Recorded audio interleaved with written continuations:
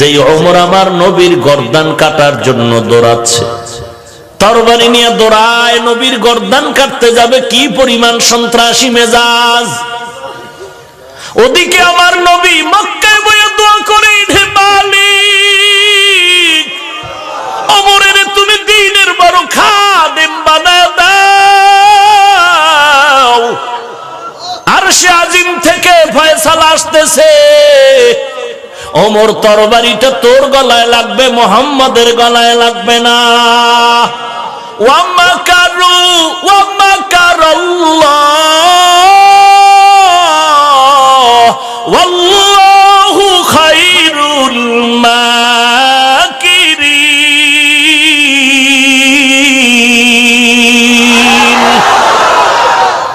বান্দা তুই যত চালাকি করবি, তোর চালাকি আল্লাহর দরবারে টিকবে নাকি? 80 বছর লাগায় যত বাটপারি করবি, মুসলমানের 1 মিনিটের চিন্তার সামনে ধ্বংস হয়ে যাবে। মুসলমানের সামনে পারবি না। এই দেশের মুসলমান সিলেটের জমিনে 360 আউলিয়ার কাফেলা নিয়ে ঢুকলেন শাহজালাল। গৌর গোবিন্দ কায়রে টুপিওয়ালা পাগড়িওয়ালা, ভেগে যাও। শাহজালালের অস্ত্র নাই, আছে একটা লাঠি আর পাগড়ি আর তসবিহ। দাওয়াত ও তাবলীগের মুরব্বী ইলিয়াস রহমাতুল্লাহ আলাইহি মক্তবে যায়, হাতের মধ্যে একটা লাঠি নিয়ে যায়। শাহজালাল ইয়ামান থেকে বাংলাদেশে আসছেন, তসবিহ আছে, একটা লাঠিও আছে। ওরে মৌলবী, তোমরা সন্ত্রাসী চাও না, হাতের মধ্যে বাঁশের লাঠি কেন? শাহজালাল ডাক দিয়া কয়, অন্ধ বুড়ি রাস্তা দিয়ে হাঁটে, চোখে দেখে না, হারিকেন জ্বালায় হাঁটে রাতের অন্ধকারে। একজনে কয়, বুড়িমা তুমি তো চোখে দেখো না, আবার হারিকেন জ্বালাইছো কেন? কয়, আমি রাস্তা দেখার জন্য জ্বালাই নাই, আমারে যেন কোনো মগায় ধাক্কা দিয়া ফালায় না দেয়।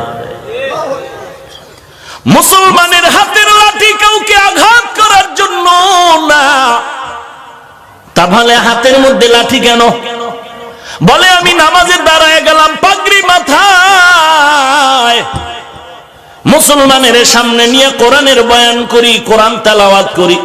হঠাৎ করে কোন বেঈমানের বাচ্চা যদি আমার পাগড়ি ধরে টান দেয়, কোন বেঈমান যদি আমার নবীর ইজ্জত ধরে টান দেয়, কোরআনের বিরুদ্ধে কথা কয়, আমরা কাউকে মারব না, কিন্তু আমাদের যদি কেউ গালি দাও, কোরআনের বিরুদ্ধে কথা কও, আমাদের পাগড়ি টুপি ধরে টান দাও, দাড়ির বিরুদ্ধে কথা কও, আমাদের পাগড়ি, আমাদের দাড়ি, টুপি কোরআন আর আল্লাহর ইজ্জত, নবীর ইজ্জত রক্ষা করার জন্য বেঈমানের মোকাবেলায় লাঠি আত্মরক্ষা হিসাবে ব্যবহার হতে হবে। গৌর গোবিন্দ কয়, ভেগে যাবে পাগড়িওয়ালা। শাহজালাল বলে, তুই চিনোনি আমি মুসলমান? মুসলমানের চরিত্র জানুনি? মুসলমান যেই কদম সামনে দেয়, ও কদম কোন বেঈমানের ভয়ে পেছনে ফেরত নেয় না। গৌর গোবিন্দ বলে, বাড়াবাড়ি করবা না? কয়, কোনো বাড়াবাড়ি নাই, কালেমার কথা বলবো আল্লাহর জমিনে। বলে, এখান থেকে ভেগে যাও। বলে, ভাগবো না। বলে, যুদ্ধ হবে। শাহজালাল বলে, যুদ্ধ হবে, তবে গৌর গোবিন্দ মাস্তানি করে, টাকার গরম। আর শাহজালাল গৌর গোবিন্দের প্রতিবাদ করে একমাত্র চোখের পানি আর ইলম ও আমলের গরম। আগামীকাল যুদ্ধ হবে। শাহজালাল নিরুপায় হয়ে গেলেন।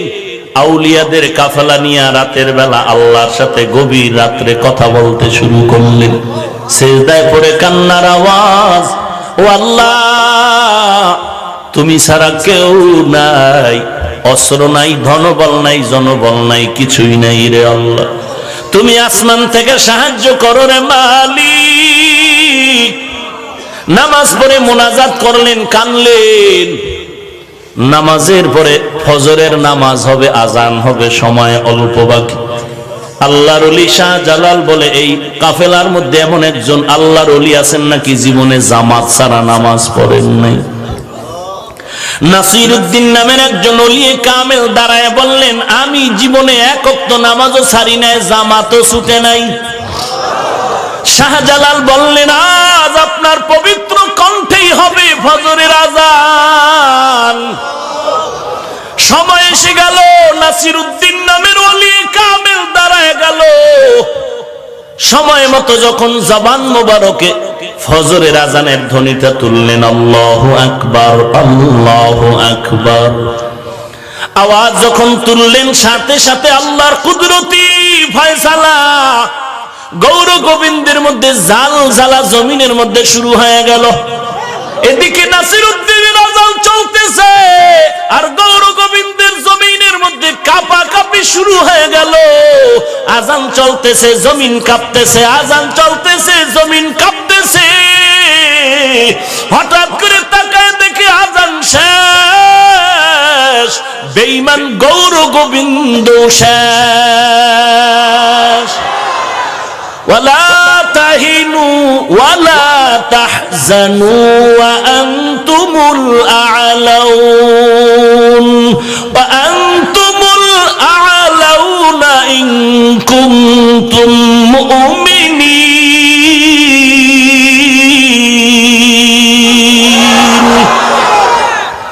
মুসলমান ইমানটারে মজবুত করে আগাও, আর ভয় করলে আল্লাহকেই ভয় কর, দুনিয়ার আর কাউকে ভয় পেয়ে লাভ নাই। ওমর নবীর গর্দান আনার জন্য দৌড়ায়, নবী আল্লাহর কাছে দুহাত উঁচু করে দোয়া করতেছেন, পথিমধ্যে বাধাগ্রস্ত হয়ে গেল। লম্বা ইতিহাস। নবীর দরবারে গিয়া সেই ওমর চোখের পানি ছেড়ে কাঁদলেন আর বললেন, পয়গম্বর, আপনার মাথা কাটার জন্য আসছি, মেহেরবানি করে মাফ করে দেন। আপনি তরবারিটা হাতে নেন আর আমার গর্দানটা কাটিয়ে দেন, আর গর্দান কাটার আগে আমাকে কালেমার পতাকা লাগায় মুসলমান বানায় দেন। ওমর নবীর হাতে হাত দিল, অ্যাকশন শুরু হয়ে গেল, কালেমার নুরানি অবস্থা ভেতরে ঢুকে গেল। ওমর ওই তরবারি নিয়ে দ্রুত দেরি না করিয়া বাইতুল্লাহর হাতিমে দাঁড়ায় গেল। চিৎকার করে বলে, বেঈমানের বাচ্চারা আয় আয়, 5 মিনিট আগে আমি ওমর ছিলাম মুহাম্মদের দুশমন, এখন আমি ইসলামের বন্ধু হয়ে গেছি, কাউরে লাগবে না। আমি ওমরের সামনে বেঈমানের জন্য আমি ওমর যথেষ্ট, তরবারির সামনে দাঁড়াও। আল্লাহর কাছে দোয়া করলেন, কবুল হয়ে গেল। যেই ওমর নবীরে মারতে গেল, সেই ওমর আল্লাহর কাছে কি পরিমাণ দামি হয়ে গেল। আল্লাহর কাছে ওমর এখন কান্না করে। আল্লাহ পাক রব্বুল আলামিন ওমরকে এত মর্যাদা দান করলেন।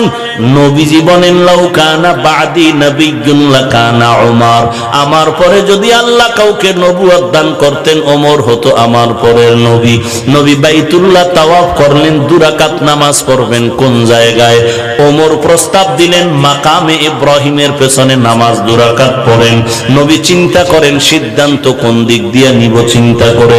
হঠাৎ করে জিবরাইল আমিন এসে বলেন, পয়গম্বর, ওমরের কথাটা মেনে নেন, কারণ ওমরের প্রস্তাবে আমার আল্লাহ রাজি হয়ে গেছে। সেই ওমর এমন জাহান্নামের ভয়, ঈদের দিন সবাই আনন্দ করে, ওমরের আনন্দ নাই। দরওয়াজায় তালা লাগায় কান্নার আওয়াজ। আবু হুরায়রা রাদিয়াল্লাহু তাআলা আনহু বলেন, খলিফাতুল মুসলিমিন, আপনি আজ কাঁদবেন কেন, আনন্দ করেন না কেন? ওমর বলে, আনন্দ ওই ব্যক্তি করবে যার কোনো চিন্তা নাই, পেরেশানি নাই। আপনার কিসের চিন্তা? বলে, রমাজান চলে গেল, রোজা রাখলাম, কবুল হলো কিনা চিন্তা। তারাবি পড়লাম, কোরআন তেলাওয়াত করলাম, কবুল হলো কিনা চিন্তা। জাহান্নাম থেকে নাজাত পেলাম কিনা চিন্তা। আবু হুরায়রা বলেন, কিসের জাহান্নামের চিন্তা? আপনার উপরে তো আল্লাহ জান্নাতের টিকিট দিয়ে দিছেন। ওমর বলে, রে আবু হুরায়রা ভাই, জানো না যেই আল্লাহ দয়া করে জান্নাতের টিকিট দিলেন, সুসংবাদ দিলেন, কোন আমলে যদি আবার আল্লাহ বেজার হয়ে যায়, আমার টিকিট আবার আল্লাহ ক্যান্সেল করে দিতে পারে। এর নাম তাকওয়া। সেই ওমর অর্ধ দুনিয়ার বাদশাহী পাইলেন। ওমর অর্ধ জাহানের খলিফা, কোনো বডিগার্ড নাই, সিকিউরিটি গার্ড নাই। দুশ্মন লাগছে ওমরের পাইলে জবাই করবে, কিন্তু পায় না সুযোগ মতো। হঠাৎ করে কে যেন কয়, এই দুশ্মন যা তাড়াতাড়ি, ওমর ওই মাঠে একা শুয়ে আছে হাতের বালিশ বানাইয়া। দুশ্মন তরবারি নিয়া সামনে যায়, এই সুযোগে ওমরের হত্যা করতে হবে। যত দূর আগায় এর থেকে ডাবল অংশ পিছনে যায়, ভয় লাগে কি না জানি আবার হয়ে যায়। কারণটা কি জানো? ক্বালান নবী সাল্লাল্লাহু আলাইহি ওয়া আলিহি ওয়া সাল্লাম, মান হাফিজা সুন্নতি আকরামাহুল্লাহু তাআলা বিআরবা'i খিসাল, যারা আমার রাসূলের সুন্নতের কলিজার মধ্যে আঁকড়ায় ধরে রাখবে, আল্লাহর নবী বলেন আল্লাহ তাআলা তাকে 4টা পুরস্কার দিয়ে মর্যাদা বাড়ায় দিবেন। 1 নাম্বার, আল মাহাব্বাতু ফি কুলুবিল বারারা, নেক আমলওয়ালা আল্লাহওয়ালার সিনার মধ্যে ওই সুন্নতের মায়া ঢুকায় দিবে। ওরে বান্দা চিনে না, এরপর দিল থেকে সুন্নাতওয়ালারে মোহাব্বত করবে আল্লাহওয়ালা। যেই লোকটাকে চিনে না, এরপর মোহাব্বত, দূর থেকে মোহাব্বত করবে আর দোয়া করবে, আল্লাহ মোহাব্বত অন্তরে ঢেলে দিবেন।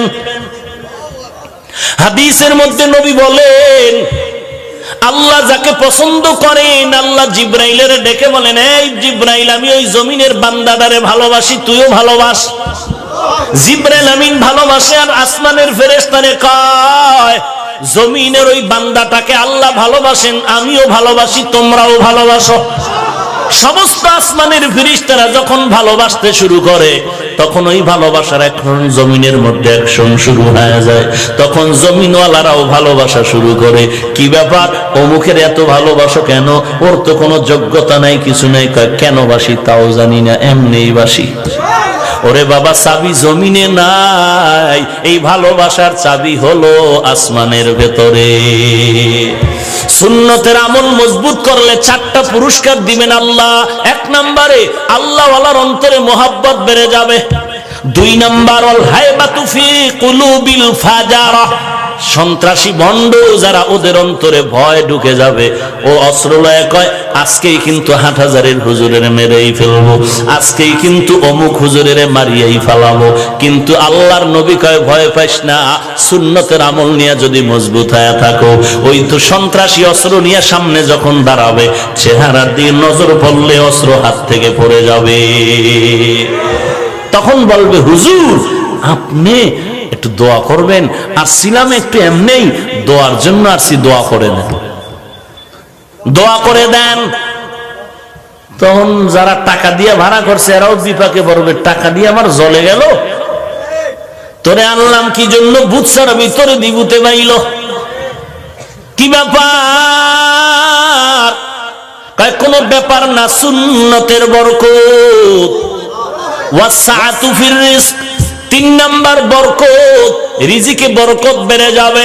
4 নাম্বার, ওয়াসসাকাতু ফিদ্দীন, দ্বীনের উপরে ইস্তেকামাতের যোগ্যতা আল্লাহ বাড়ায় দিবেন।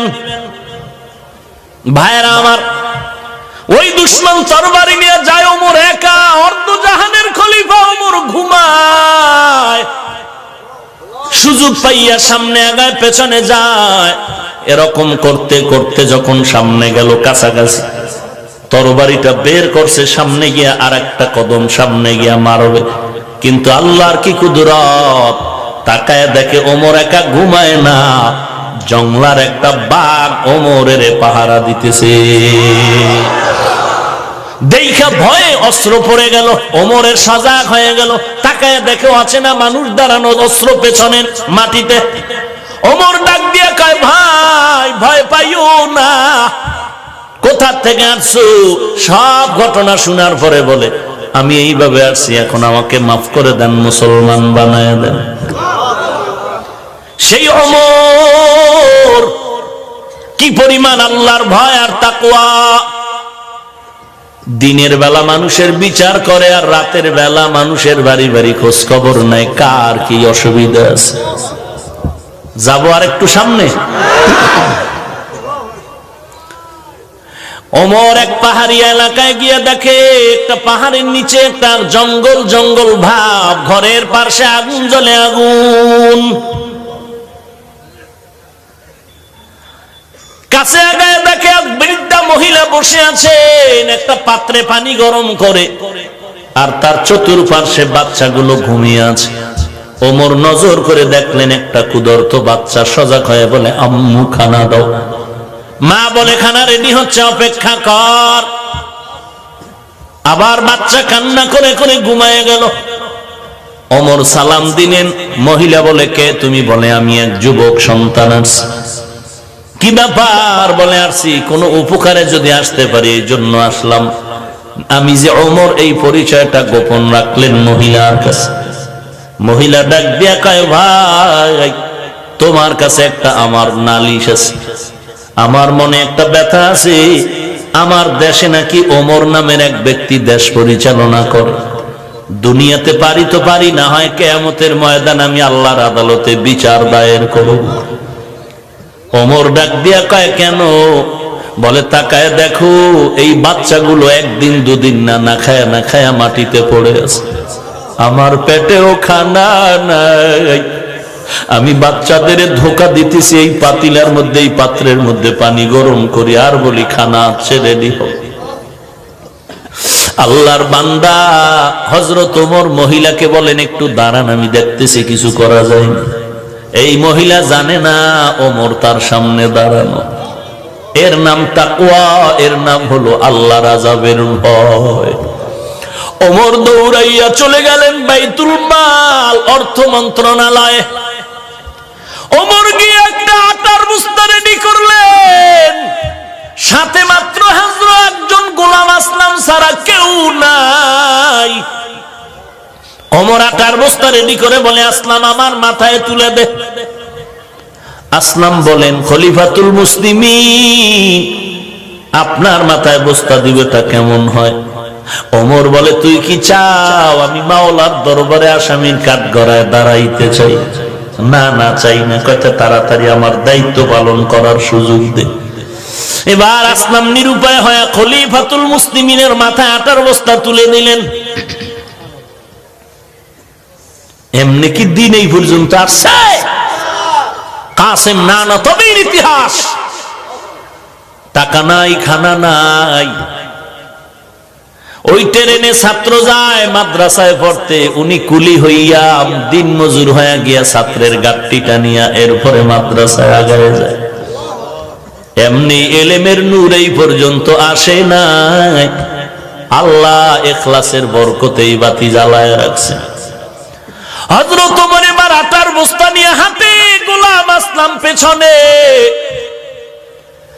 বাড়ির কিনারায় গিয়ে কয়, আম্মা যান ভেতরে যান। আম্মা যান ভেতরে গেল। হযরত ওমর নিজে আটা গুলিয়ে নিজ হাতে রুটি বানানো শুরু করলেন। ওমর নিজ হাতে রুটি বানাইয়া ডাক দিয়া কয়, আম্মা যান এই বাচ্চাগুলো না খায় আছে, তাড়াতাড়ি এদের রুটি দেন, আপনিও রুটি খান। আটা রেখে গেলাম, শেষ হওয়ার আগে চেষ্টা করবো আপনার খবর নিতে। এইবার ওমর বিদায় নেয়। মহিলা আল্লাহর দরবারে কয়, দাঁড়াও একটু দোয়া করি তোমার জন্য। মহিলা দোয়া করেন, ও আসমানের মালিক, আমগো দেশে ক্ষমতায় ওমরের না দিয়া যদি এই বান্দারে দিতা, দেশটা বেহেশতের বাগান হয়ে যাইত। ওমর এখনো ঘটনা বলে না, নিজ পরিচয় গোপন রাইখা চলে গেলেন। যাইয়া পরের দিন জরুরি বৈঠক ডাকলেন মসজিদে নববীর মধ্যে। আর একটা বার্তাবাহক পাঠায় দিয়া বলে, যাও ওই মহিলারে খবর দাও খলিফাতুল মুসলিমিনের দরবারে। মহিলার কাছে বার্তাবাহক যখন খবর নিয়ে গেল, আরে আম্মা জান, খলিফাতুল মুসলিমিন আপনাকে ডেকেছেন। মহিলা ভয়ে কাঁপতেছে, গতকালকের ঘটনা যুবক বোধহয় ওমরের কয়ে দিছে, আজ আমার ফাঁসি ছাড়া উপায় নাই। মহিলা অঝোর দাঁড়ায় কান্না করে, আর বাচ্চাগুলো কোলে নিয়ে জড়ায় ধরে আর বলে, দেখ মায়ের চেহারা শেষবারে দেখে রাখ, আর বোধহয় ফিরে আসবো না। মহিলা আস্তে আস্তে করে ওমরের দরবারে রওনা। জায়গা মতো গিয়া তাকায় দেখে গতকালের রাতের সেই যুবক মসনদে দাঁড়ায় আছে। মহিলা ভয় পাইতেছেন। ওমর এদিকে দাঁড়ায় আছেন একটা লম্বা পাগড়ি হাতে নিয়া। ডাক দিয়ে আম্মা জান, কোনো ভয় নাই, কোনো ভয় নাই, কারণ আজকে ভয় তো আমার,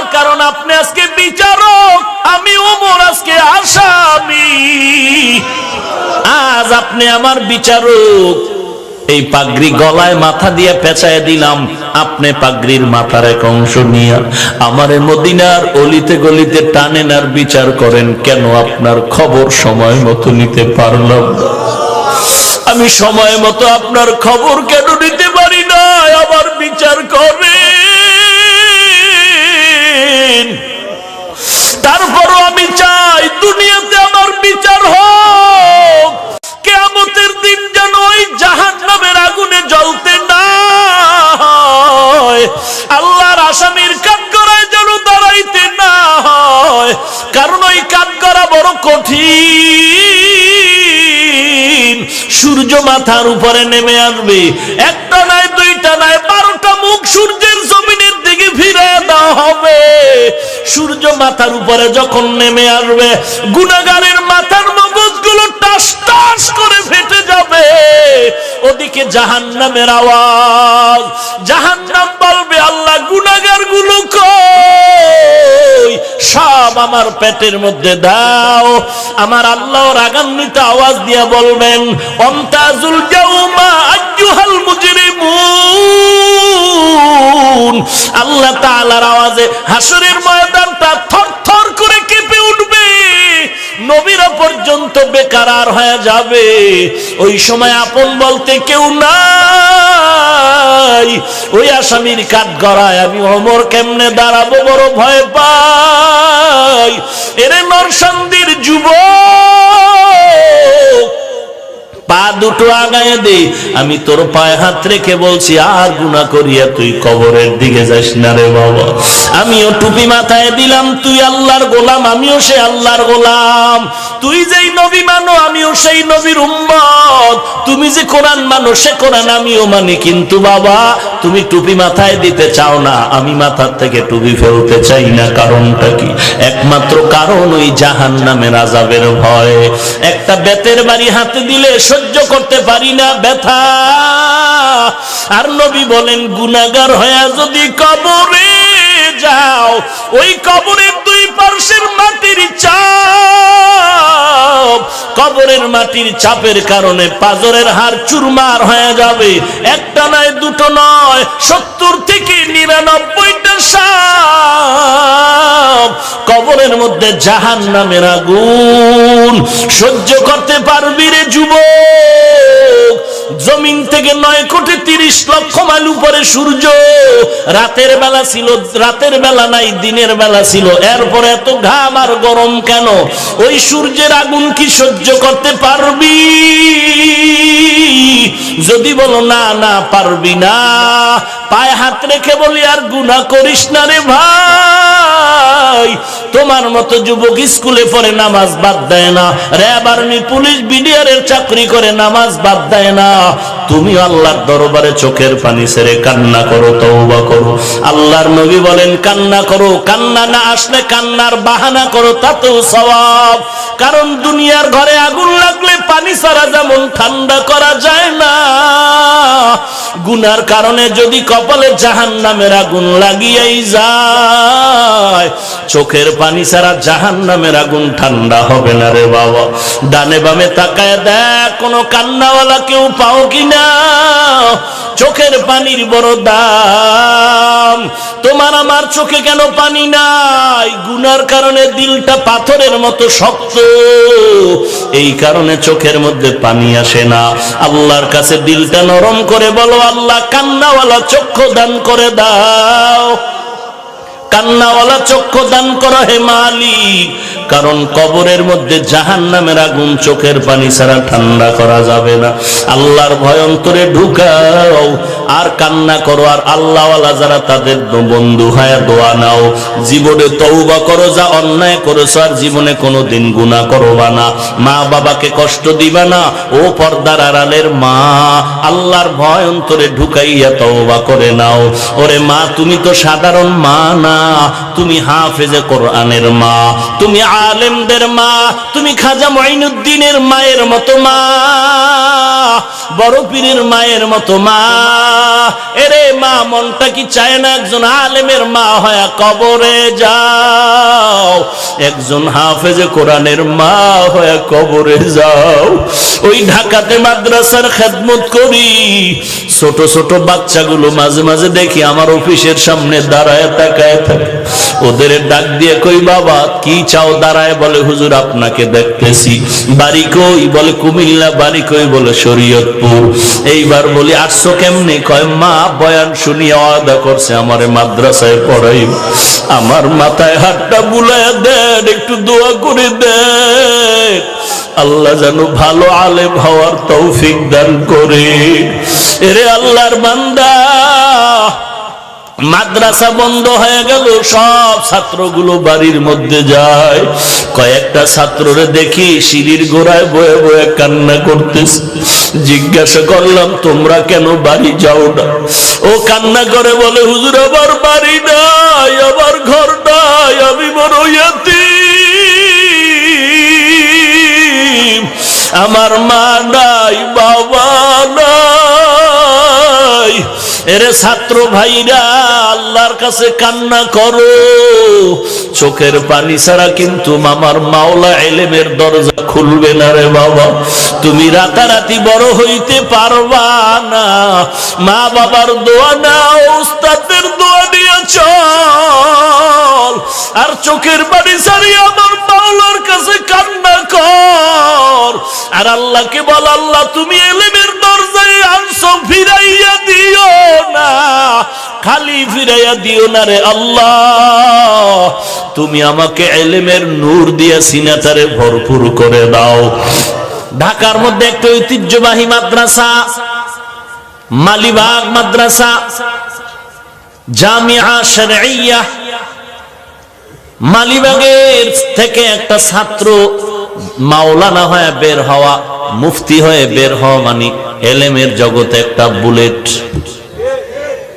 এই মাদ্রাসার একজন মুফতি ছাত্র বের হয়ে গেল, এত বড় দামি মুফতি সাহেব, কোরআনের হাফেজ, এত বড় দামি মুফতি সাহেব ঢাকার শহরে উল্লেখযোগ্য মসজিদে 10 বছর ইমামতি করলেন, মানুষের নামাজ পড়ালেন, তারাবিহ পড়ালেন। এত সুন্দর তার তিলাওয়াত, এত সুন্দর কণ্ঠ, দামি একজন মুফতি সাহেব বর্তমানে ইন্টারনেট জগতে ঢুকিয়া বান্দা কোরআনের আয়াত পড়ে, হাদিস পড়ে বলে আল্লাহ এই অন্যায় করেছে, নবীজি এই অন্যায় করেছেন। মুসলমানের জুতার বাড়ি খাওয়ার ভয়ে বান্দা আজকে ভারত বয়া বয়া ইউটিউবে বিভিন্ন রকম আল্লাহ এবং নবীরে গালি দেয়। আপনাদের কি মনে হয় এত বড় মুফতি সাহেব কি নাস্তিক হতে পারে? পারে না। আমি কয়েকদিন আগেও বলেছিলাম, আপনার আমাকে জবাব দেন, এত বড় মুফতি সাহেবের পেছনে শয়তান ধোঁকা দিতে পারেনি? যদি আপনি বলেন শয়তান ধোঁকা দিতে পারে, তাহলে সাআদ সাহেবের মতো লোকটাই ভুল করতে পারে। আর যদি বলেন শয়তান ধোঁকা দিতে পারে না, তো ভুলও করতে পারে না। যদি বলেন হ্যাঁ শয়তান ধোঁকা দিতে পারে, তো এই মুফতি সাহেব ভুল করতে পারে। আর শয়তান ধোঁকা দেয় কারে? যার মুরব্বি নাই তারে। যার মুরব্বি আছে একে ধোঁকা তো দেয়, তবে বহু পেরেশান। কেন? বলে ওরে ধোঁকা দিল, মুরব্বির কাছে গিয়া বলবে হুজুর এই বিষয়টা আমার ভিতরে একটু সন্দেহ লাগছে, কি করি? মুরব্বি বলবে এইটা নির্ণয় করো, এই পথে চলো, এই পথে চলবা না। অতএব এই মুফতি সাহেব মালিবাগ মাদ্রাসার দামি মুফতি কোরআনের হাফেজ হইয়া নাস্তিকতার বেড়াজালে আবদ্ধ কেন হয়ে গেল? একমাত্র জবাব তাকওয়াওয়ালা মুরব্বির অভাব। এই জন্য আল্লাহ বলেন আমাকে ভয় কর, আমাকে ভয় কর, আমাকে ভয় কর। এই তাকওয়া অন্তরে ঢুকাও। কেমনে তুমি তাকওয়া অন্তরে ঢুকাইবা? আল্লাহ প্রেসক্রিপশন দিয়া বলেন, ইয়া আইয়ুহাল্লাযীনা আমানুত্তাকুল্লাহ, ইয়া আইয়ুহাল্লাযীনা আমানুত্তাকুল্লাহ ওয়া কুনু মা'আস সাদিকিন।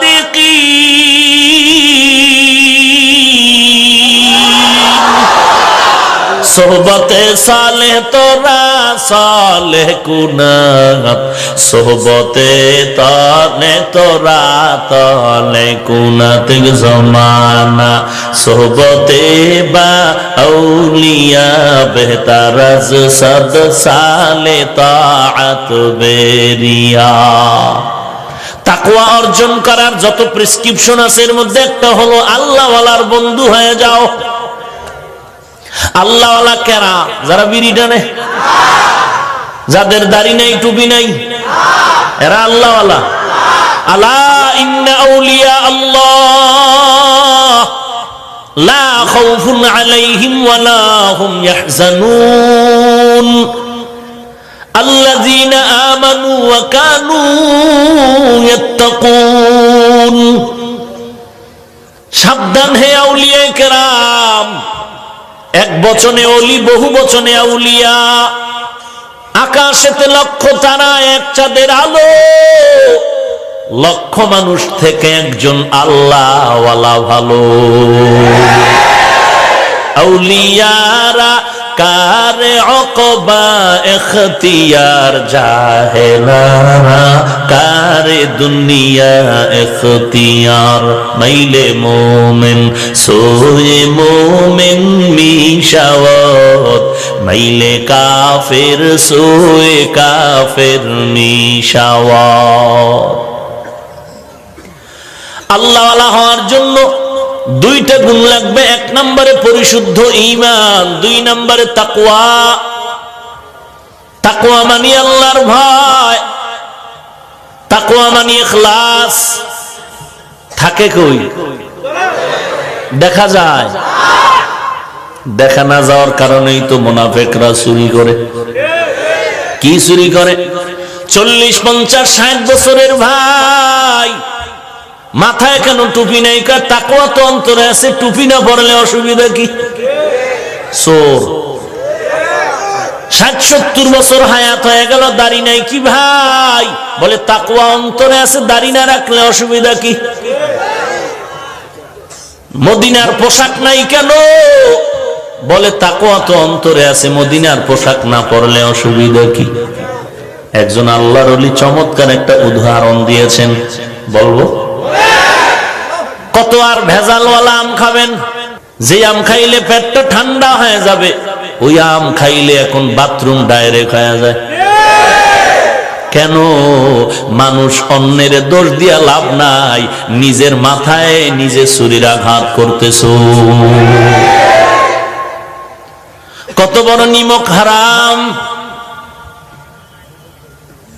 যারাই ফলের মধ্যে ভেজাল করো, ওই ফল তো তোর বাচ্চা খাবে, তোর মা খাবে, তোর বোন খাবে, তোর আত্মীয় স্বজন খাবে।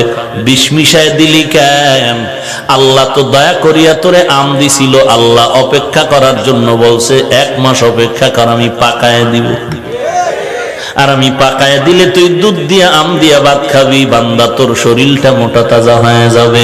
সহ্য করতে যারা পারো নাই, কুত্তার মতো জিহ্বাটা যাদের বের হয়ে গেছে, আল্লাহ বলেন আমি আল্লাহকে যখন বেজার করে চালাকি করলি, দুনিয়াতেও খাইলি কালা পোষা কলার বেতের বাড়ি, টাকা হলো জরিমানা, জেলখানা বোনা। কয়দিন আর বাটপারি করবি রে ভাই? এই করে কি লাভ হবে যেই বাটপারি ধরা খাইলি? ওই টাকার পাহাড় গড়ে কি লাভ হবে যেই টাকায় জেলখানার মেহমান হয়ে গেলি? ওই বিল্ডিং 5 তলা করে কি লাভ হবে যেই বিল্ডিং দুদকে সে আর রাজুকের লক ভেঙে দেয়? ওই সন্তানের আব্বা হয়ে কি লাভ হবে যেই সন্তান তোরে কানে ধরে উঠায় আর বসায়? ওই স্ত্রী বিয়ে করে কি লাভ যেই স্ত্রীর কারণে তুমি স্বামী মানুষের সামনে মুখ দেখাতে পারো না? এরে নবীর উম্মতের দল, এই সব ভেজালের পেছনে 3টা দোষ আছে, দুর্বলতা আছে। 1 নম্বরে জাহান্নামের ভয় নাই, ধর্মীয় কোরআন সুন্নাহর গভীর শিক্ষা নাই। 3 নম্বরে তাকওয়া ওয়ালা কোনো মুরব্বি নাই। মুরব্বি লাগবে নি? যারা বলে লাগবে না তারা ভণ্ড। ওদেরকে যারা ভণ্ড বলে না তারাও ভণ্ড। কত বড় বেয়াদব হইলে বলে ইমাম আবু হানিফা মুশরিক।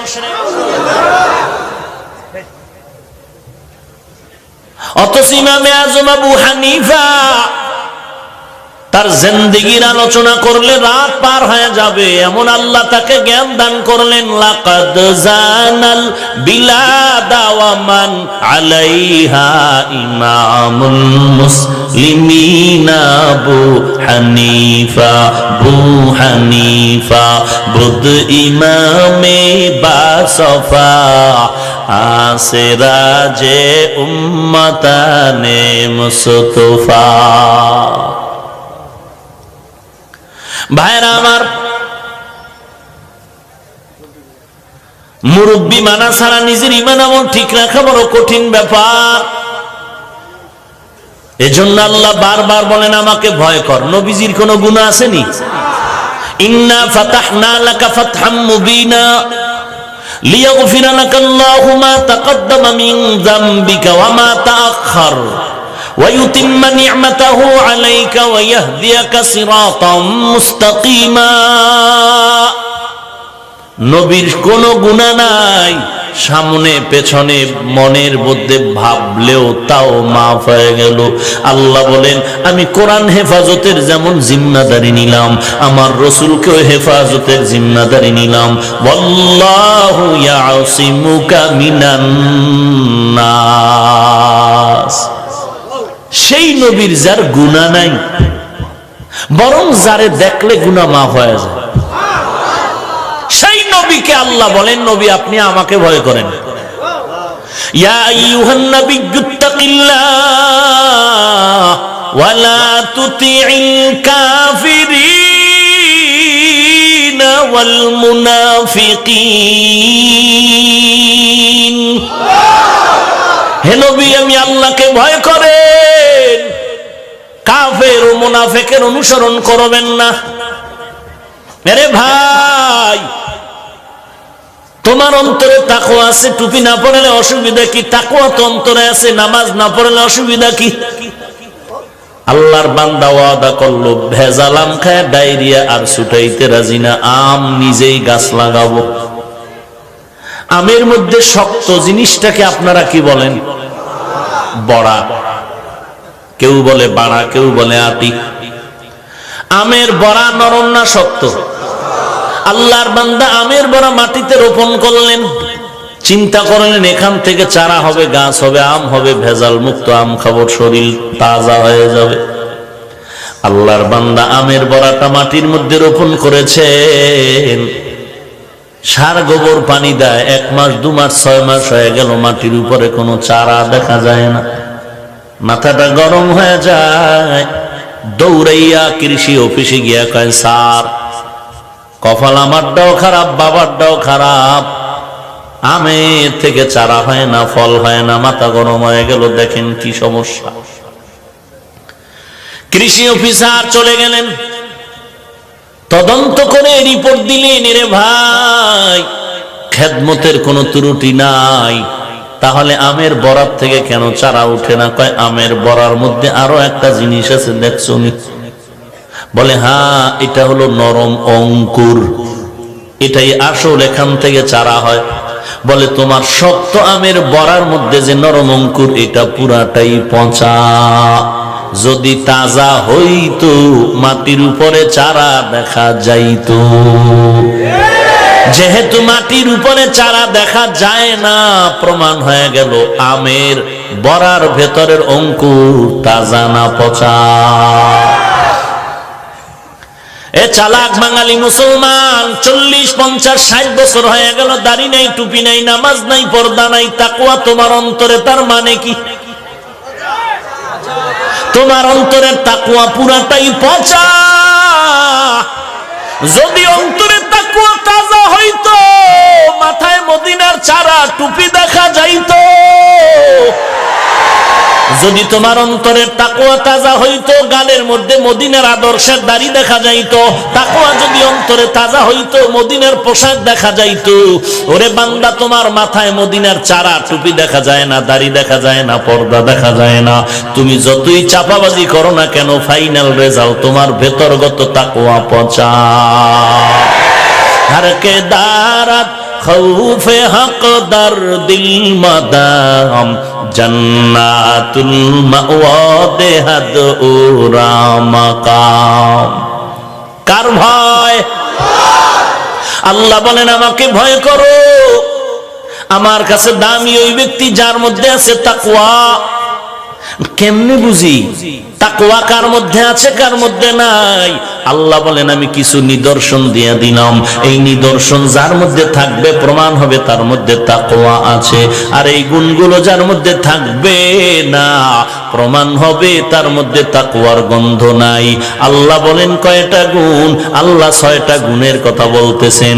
যালিকাল কিতাবু লা রাইবা ফীহি হুদাল লিল মুত্তাকিন আল্লাযীনা ইউমিনুনা বিল গায়ব ওয়া ইউকিমুনাস সালাহ ওয়া মিম্মা রাযাকনাহুম ইউনফিকুন ওয়াল্লাযীনা ইউমিনুনা বিমা উনজিলা ইলাইকা ওয়া মা উনজিলা মিন ক্বাবলিক ওয়া বিল আখিরাতি হুম ইউকিনুন উলাইকা আলা হুদাম মির রাব্বিহিম ওয়া উলাইকা হুমুল মুফলিহুন। আল্লাহ তাআলা বলেন কার মধ্যে তাকওয়া আছে? যার মধ্যে 6টা গুণ পাওয়া যাবে প্রমাণ হবে তার মধ্যে তাকওয়া আছে। যার মধ্যে 6টা গুণ পাওয়া যাবে না প্রমাণ হবে তার মধ্যে তাকওয়া পাওয়া যাবে না। 1 নাম্বার গুণের নাম বান্দা বিশ্বাস করবে গায়বের ইলম আল্লাহর আছে আর কারো নাই। গায়বের মালিক কে? আর কেউ? কেন তোমার পীরবালা? হ্যাঁ, যদি কেউ বলে আমার নবী গায়েব জানে, আমার পীর সাহেব গায়েব জানে, বলো তাকে জিজ্ঞাসা করো কিয়ামত কত সালের কোন মাসের কয় তারিখে হবে। সাথে জুতা মোবারক রাখো, না পারলেই জুতার বাড়ি। ভাগ্য গণনা করো। এর বেয়াদব বল নরসিংদী এই মাঠের মধ্যে কবে বৃষ্টি হবে বল। পারবে পীর বলতে? না পারলেই জুতা। কেন বললি গায়েব জানো? বল। একজনে গণ করে গিয়েই ভিডা। কি তুই মারো কেন? তুই টের পাও না গণনা কইরা যে তোরে ভিডামু? বদমাস। গায়েবের মালিক কে?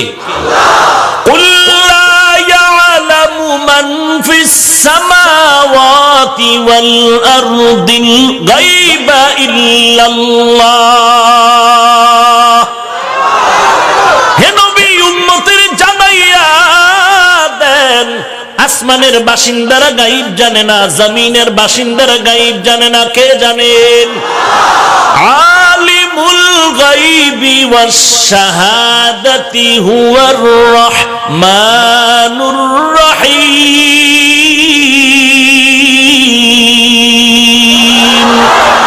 এই কালামে জিন্দা কুরআনে হাকিম হিকমতে উলায়া জালাসতু কদিম জামিউল ইলমি ফিল কুরআনে হাকিম তাকাসারাত আনহু আফহামুর রিজালি বখা কুরআ কালামুল্লাহ বশনো কদিমাস্তি কদিমাস্তি নইনো। খারাপ লাগে? গায়েবের মালিককে আরো জোরে বলেন। আর কেউ গায়েব জানেনি? গায়েবের মালিক আল্লাহ। এই বিশ্বাস করা হলো মুত্তাকিনদের 1 নাম্বার পরিচয়। মুত্তাকিনদের 2 নাম্বার পরিচয় হলো 5 ওয়াক্ত নামাজ আদায় করবে বছরে একবার। তা মাসে একবার? তাহলে দৈনিক পড়েননি সবাই? দেখছেন কি তাজা মিশা কথা স্যার। এই ময়দানে এমন আশেকে রাসূল আছে ফজরের নামাজ পড়ে নাই। আসতে গান কেন? এমন আশেক আছে আর জোহরের নামাজ পড়ে নাই, আসর পড়ে নাই, মাগরিব পড়ে নাই, এশাও পড়ে নাই। নিয়ত করছে ফজর পড়বে কিনা আল্লাহু আলাম। চিন্তা করছেন? কয় হুজুর আপনি কি ফতুয়া জানেন না যে নামাজ না পড়লেও দিল পরিষ্কার?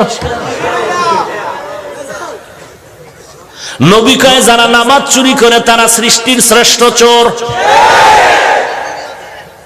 এরে নবীর উম্মতের দল, তুমি যেই দল করো, যেই পীরের দরবারে যাও না কেন, বলো আমার নবীর থেকে বড় পীর সাহেবের কি নাম নাই? কেন? খাজা মাইনুদ্দিন, বড় পীর আব্দুল কাদের জিলানী, শাহজালাল, শাহপরান, কেউ না। আমার নবীর থেকে বড় পীর নাই? সবাই একমত, আমার নবী থেকে দামি কেউ নাই। ওই নবীকে যদি মানো রে বাবা, একটু চিন্তা করে দেখো, আমার নবী দৈনন্দিন 5 বেলার নামাজ পড়ছেননি? 5 ওয়াক্ত নামাজ কায়েম করো রে ভাই। আল্লাহ বলেন নবী উম্মতেরে জানায়া দেন, 5 ওয়াক্ত নামাজ পড়লে 20 মিনিট করে ধরলে 2.5 ঘন্টার সময়ের বেশি লাগবে না রে বাবা। এই 5 বেলার নামাজ যদি পড়তে পারো কি লাভ? আল্লাহ বলেন উম্মতেরে জানায়া দেন, আমি 50 ওয়াক্ত নামাজের সওয়াব দিয়ে দিব। মকুন সুসতি নামাজে পাঞ্জে গানা ফাওয়াইনুল লিল মুসাল্লিনাল্লাযীনা মুমিনারা ইনামাজ ইমদাদ দা ইস্তাঈনু আয়াতে কুরআন আয়াতে কদ আফলাহারা ইয়াদকুন গাউরকুন দরমানি আজদিল সাদিকুন। একটুখানি নেকের তরে রোজ হাসরের মাঠেতে বাবা ঘুরবে ছেলের পিছে, ছেলে বাবার আগেতে। আহাতে মন কঠিন দিনেতে নামাজ তোমায় ভুলবে না, ঠিক মতো পড়িলে নামাজ জান্নাত তোমার ঠিকানা। আমার প্রাণের ভাই বোনেরা জলদি করে উঠে যাও, ওযু করে তাড়াতাড়ি নামাজ পড়তে লেগে যাও। আহা নবী বেনামাজির শাফাআত করিবেন না, ঠিক মতো পড়িলে নামাজ জান্নাত তোমার ঠিকানা। ঘুমের চেয়ে নামাজ ভালো, আর তুমি ঘুমাইও না, ঠিক মতো পড়িলে নামাজ জান্নাত তোমার ঠিকানা। এই যুবক, তোরা ঠিক হ, 5 ওয়াক্ত নামাজ পড়। যুবক ঠিক, গোটা দেশ ঠিক। বিশ্বাস করো না? 100 যুবক যদি আজকে নরসিংদী শহরে একটা গুড়ি দিয়ে ফজরের আধা ঘন্টা আগে উঠে বলো একটা বেনামাজি পাইলে গিরা ছুড়ে এলাম, বুড়ারা বলবে অজু লাগবে না, আগে মসজিদে ঢোক। ঠিক নেই? এরে যুবক আল্লাহর গোলাম, এই জন্য যুবক তোদের জন্য সুসংবাদ। মদিনার নবী বলেন যুবকের দ্বারা ইসলামের খেদমত বেশি হয়েছে। আরে যুবক, আজকে তুই কই যাও? একটু তাকায় দেখ, স্কুলে পড়ে, কলেজে পড়ে, তোর মতো যুবক 1 ওয়াক্ত নামাজও বাদ দেয় না। আজান শুনে আসো যারা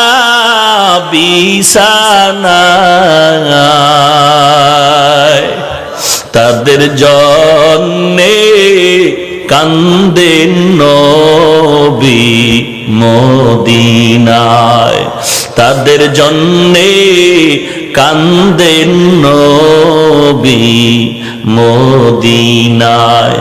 সেই নবীর জন্যে কি মায়া লাগে না? হায়রে মানুষ নামাজ কেনে পড়ো না? হায়রে উম্মত মসজিদে কেন আসো না? এরে নবীর উম্মতের দল, একটু তাকায় দেখ, তোমার আমার মতো কত যুবকের জানাজা জীবনে পড়লাম। এই জীবনে কত যুবক চলে গেল। এক সময় যুবক নিয়ে রাস্তায় খেলাধুলা করছি, মাঠে, আজকে অনেক সাথীরা চলে গেছে। লেখাপড়ার টেবিলে কত বন্ধু বান্ধব নিয়ে আড্ডা করেছি, নামাজ অনেকেই নাই। কেমন যেন ডানে তাকায় দেখি কেউ নাই, বামে কেউ নাই, সামনে পেছনে কেউ নাই, এতিম এতিম হয়ে গেল। এই ময়দানে বয়ান চলবে, চলতেছিল, গত বছর বয়ান চলছে, কিন্তু অনেক বক্তাও নাই, অনেক শ্রোতারাও নাই। বয়ান চলবে, ময়দান ফুলফিল মানুষ থাকবে, বয়ান চলবে। হয়তো এমন একটা সময় আসবে আমিও থাকবো না, তুমি এই মাঠে থাকবা না। কিন্তু চিন্তা করা দরকার, জমিনে কি রাখিয়া গেলাম, কবরে কি নিয়ে রওয়ানা দিলাম। এ জীবনে না করিলাম বন্দেগী, এ জীবনে না করিলাম বন্দেগী, গুনাহ করে কাটাইলাম জিন্দেগি, গুনাহ করে কাটাইলাম জিন্দেগি। তওবা করে আবার তওবা ভাঙ্গিলাম, তওবা করে আবার তওবা ভাঙ্গিলাম, অবশেষে খাঁটি তওবা করিলাম, অবশেষে খাঁটি তওবা করিলাম। এরে আল্লাহর বান্দা, কয়দিন আর যৌবনের বাহাদুরি করবি রে ভাই? একদিনও তো টের পাও নাই জীবনের যৌবনটা কোথা থেকে বিদায় হয়ে গেল। একদিনও তো টের পাও নাই গালে দাড়ি কবে গজাইলো। একদিনও তো টের পাইলি না আবার সেই কালো দাড়ি কবে সাদা হয়ে গেল। সকালবেলা সুযুবক সময় বান্দা, তুই একটা কাঁচা মরিচ দিয়ে পানি ভাত খাইয়া যেই পরিমাণ শক্তির লাভ দিছ, তোর দাদারে জিগায় দেখ, এখন কোরমা পোলাও গোস্ত খাইয়াও একটা লাভ দিতে পারে না। এরে যুবক, যৌবনের বাহাদুরি আর কত করবি? এমন একটা আমল জীবনে কামাই করছো, নিজে আল্লাহ যদি জিজ্ঞাসা করে কি নিয়ে আমার দরবারে আসছো, পেশ করতে পারবি? ওরে বাবা, তুমি কেন, তোমার আমার থেকে দামি দামি আল্লাহওয়ালারা জীবন ভর কান্না করেছেন, কবরে কি উপায় হবে আমার। সাহাবায়ে কেরামদের ভেতরে 10 জন সাহাবা জমিনের মধ্যে জান্নাতের গ্যারান্টি কার্ড পাইলেন। এর মধ্যে 1 নম্বরে আবু বকর, 2 নম্বরে ওমর, 3 নম্বরে ওসমান, 4 নম্বরে হযরত আলী রাদিয়াল্লাহু আনহুম আজমাইন।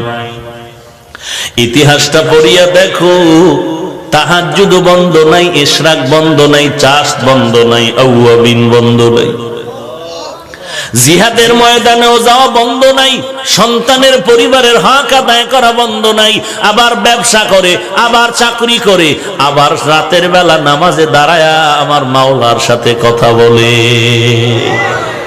অতি গভীর হয় রজনী যখন,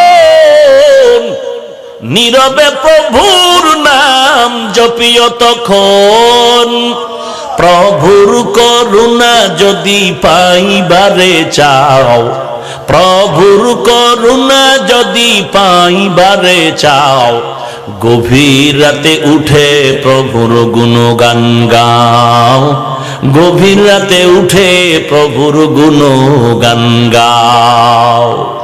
এরে নবীর উম্মতের দল, এমন একজন আল্লাহর ওলির নাম বলো যেই বান্দা রাতের বেলা তাহাজ্জুদ না পড়ে ওলি কামেল হয়ে গেছে।